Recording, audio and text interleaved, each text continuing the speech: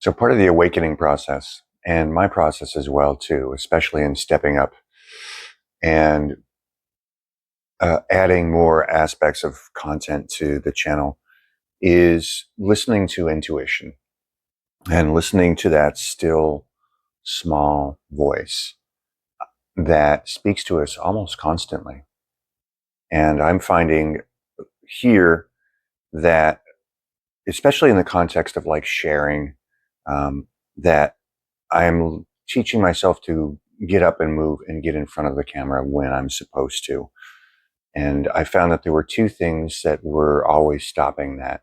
One was it generally happens when I'm busy doing something else, or half asleep, or otherwise inconvenienced. And I would log it away for later and say, oh, that's a really good gem, or something that felt relevant or insightful that was landing here for me. And I went, oh, this is shareable. And I would make a note and then just forget about it. And invariably, when I would go back and look at those notes, the the spark of what I was trying to say seemed to have died a lot, and or it seemed to have just diminished. And I became very curious about that. And as I've worked through a lot of shadow, and as you might find if you're working through a lot of emptying out a lot of this content, you may notice that there are these times that we feel really, really clear, and other times, because we're in the middle of like a big flip-flopping type thing, there are other excuse me, that other times we don't seem to be so clear. And I started to hone in on these moments. And at first I ignored them. And later on I began to, or dismiss them. Later on I began to pay more attention to them. And as I was watching when they came and when they went, I was also watching my reactions to them. And the first one, of course, as I mentioned, was just feeling like, oh, I can access this at any point in time. This particular sort of flash or aha moment. And I found almost without exception that that was not the case. The other one was being sort of, in the beginning, it was being sort of dismissive of this little flash of insight, this little aha moment, this little glimpse into an aspect of existence, into something that was sticking for me, in something that wanted to be seen, something that was wanting to be let go, or even something that wanted some inquiry about it. And being dismissive was rooted, at least for me, in fear and doubt.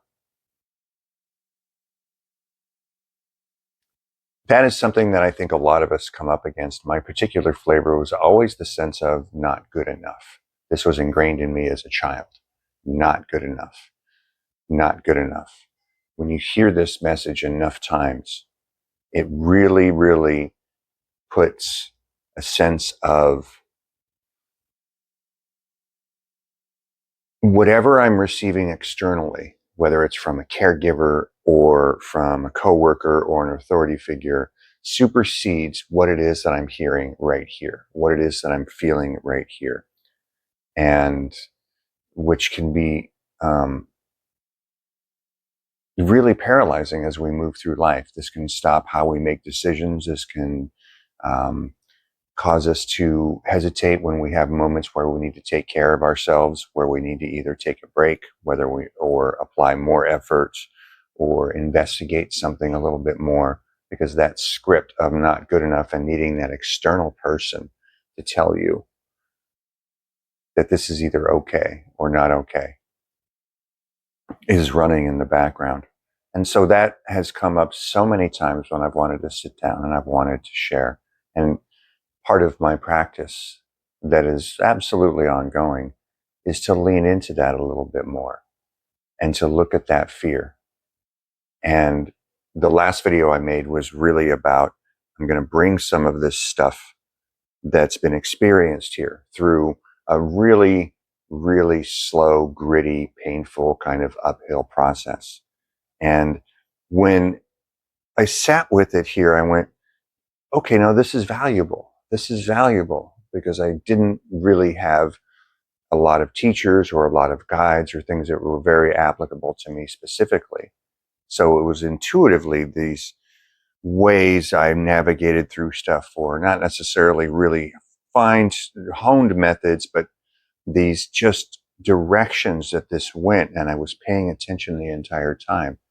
So I would access this stuff and go, yeah, okay, I'd love to share this. And then watch the doubt come up, watch the hesitation come up, watch the almost that avatar of my mom or an authority figure or someone or something or a model out in the world of how things should be, uh, even up to and including how awakening videos should be, what it is that we should present as, what awakening looks like, get in the way of sharing these. And as a result, there's a lot of stuff that kind of came and went and asked and wanted to be shared and then just sort of left. Uh,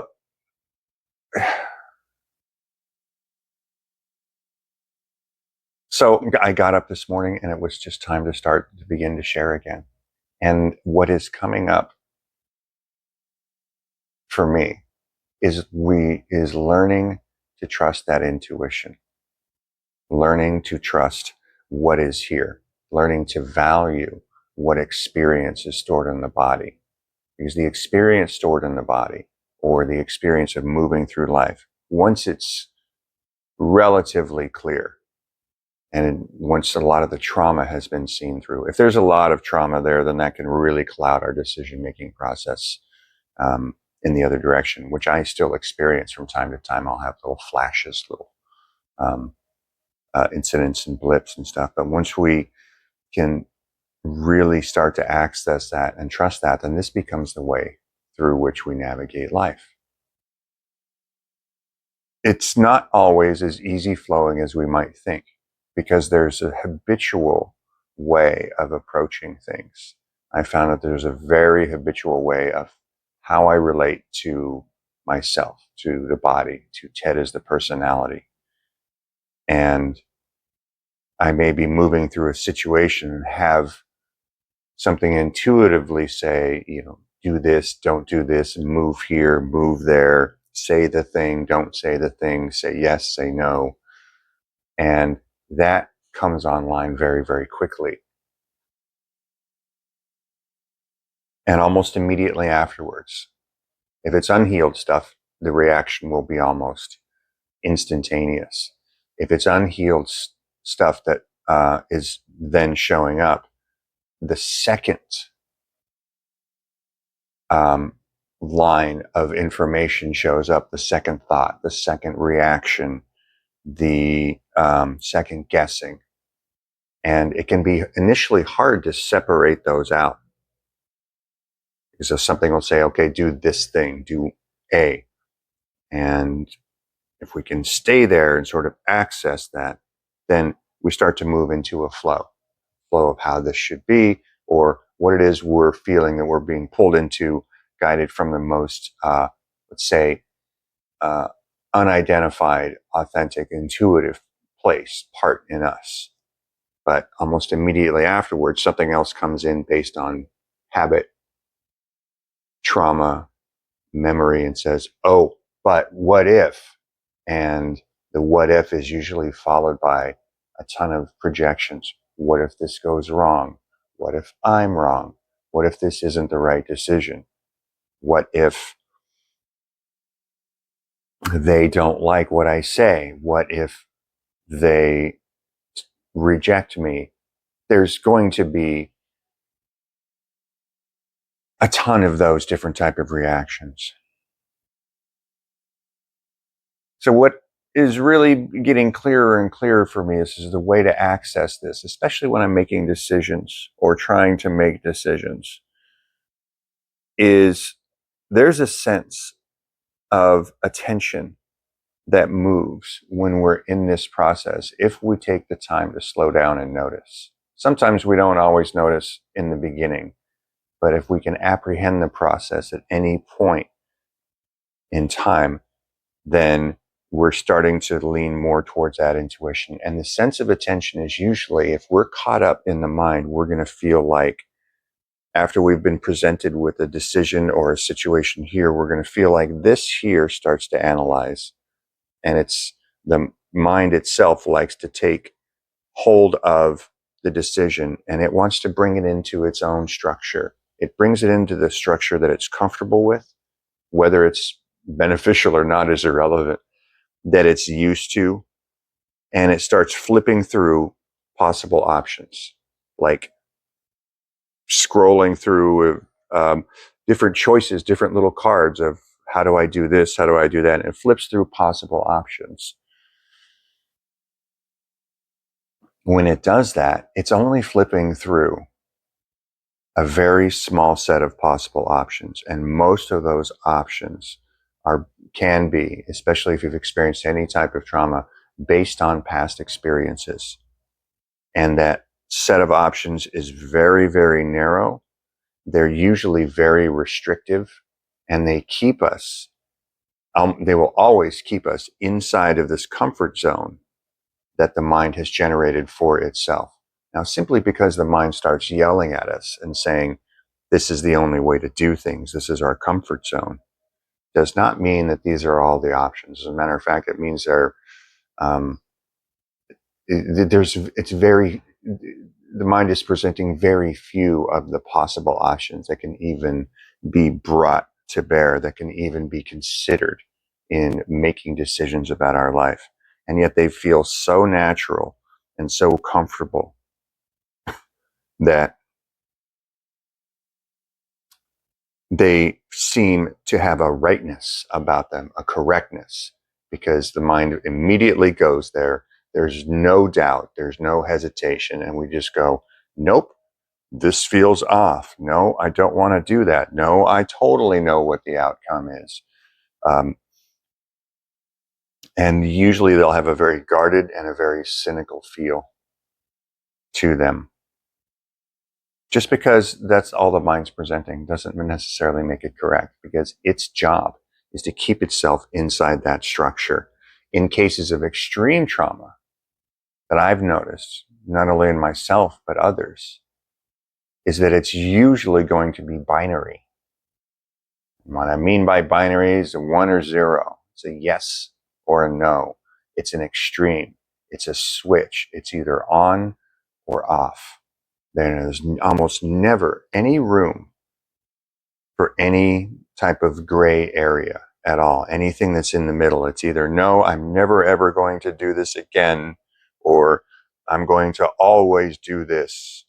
And it's either one or the other. I found myself in a situation the other day where I was in a very binary type of a situation, and I had determined the outcomes and determined what the acceptability, what the possibility of the situation was in just these two arenas. And there was no room anywhere. There was this whole middle ground in between that had infinite amounts of possibilities in between the two that the mind literally would not even consider. And if it would not even consider it, it's not even that it looked at them and rejected them.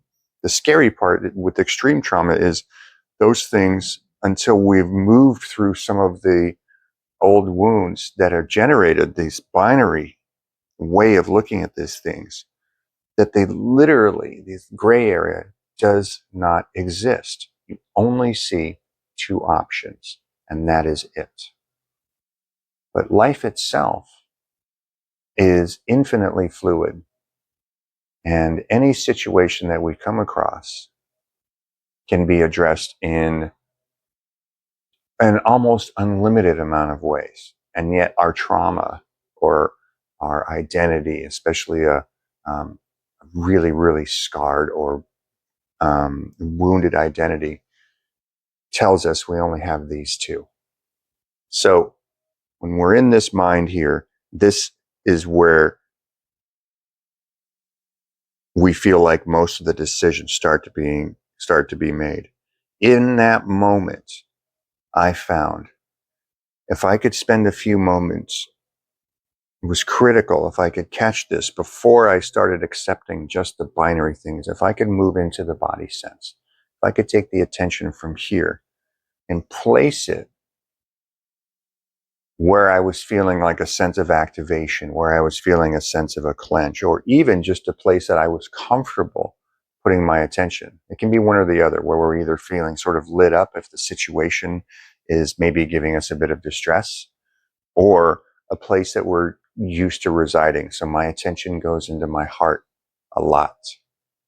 And if I could drop the attention from here to here and sit there for a few moments, it didn't require an extended meditation session. It didn't require me to um, go off for a long period of time to be by myself, or I needed quiet. I was usually able to access it very quickly and just spend a few moments here and just sort of sit with it. And then I might revisit the decision real briefly. So, what it kind of feels like is all the gears turning here and the binary choices here and what if and the possibilities of the outcomes. There's a lot of activity, and I bring it down here. And when my attention moves here, it gets very, very quiet. And then I might just have it go bloop up into the mind again to just touch the question. Because when I'm here, there's not really a lot of thought activity. And then come right back down. Usually, I was finding with practice that a whole different set of options would present themselves. But it seemed to be that the key was moving the attention from here to here. Or for some people, they can move it into a full body sense, or you can move it into the gut. And that becomes, over time, a way to navigate by intuition, by being more connected to the flow state, by being to really put us in that providing other options other than these hard binary ones. Now, you may come up against or encounter areas where you can't even begin to access that process or even see it. The mind does like to hide this stuff from us, and it keeps it very, very subconscious. In that case, over time, life itself will tend to bring situations and circumstances that are going to be of the same flavor as this arena where we're still stuck, where we have a hard time taking stuff out of this binary decision process. And usually, at least for me, I found that they became more intense, and the situations became more charged, and sort of the external consequences became stronger. And until I was so uncomfortable that the issue itself came up out of the subconscious and into the conscious mind. And I started going, oh, this is yet another arena. This is another area that needs attention. And then once it comes up into the conscious, this is something that can then be examined, the most important is can be felt through. But it can be written about, you can journal about it, you can um, spend some time sort of considering what the source of it was, if it was an old childhood wound, or if it's a recent situation, or if it's a string of events, or if it's a relationship, or if it's a conflict with someone. But it can be brought the uh, into your conscious um, sphere arena, and then you can let whatever happens happen with that. You can feel into it. So this is the first real leaning into this intuition. And I had a completely different thing I was going to talk about when I sat down this morning. I got up, it's a little early, I'm a little sleepy still, and I made some tea and I went, oh, I'm going to talk about this. And I think now it wasn't necessarily important to speak on the specific subject. It was just sit down, follow the urging, and just allow whatever came out to come out. So thank you guys. There's going to be more stuff showing up. I do appreciate all the support. If you like this, and you want to either ask questions or leave comments, it does help the algorithm get this out there. The great battle with algorithms is challenging. I have to deal with this in my other job too, with tattooing. So it's a constant sort of gently applying pressure to socials, which it's, I guess, just is how it is. But yeah, subscribe, and I will be putting out more stuff like this. Thanks.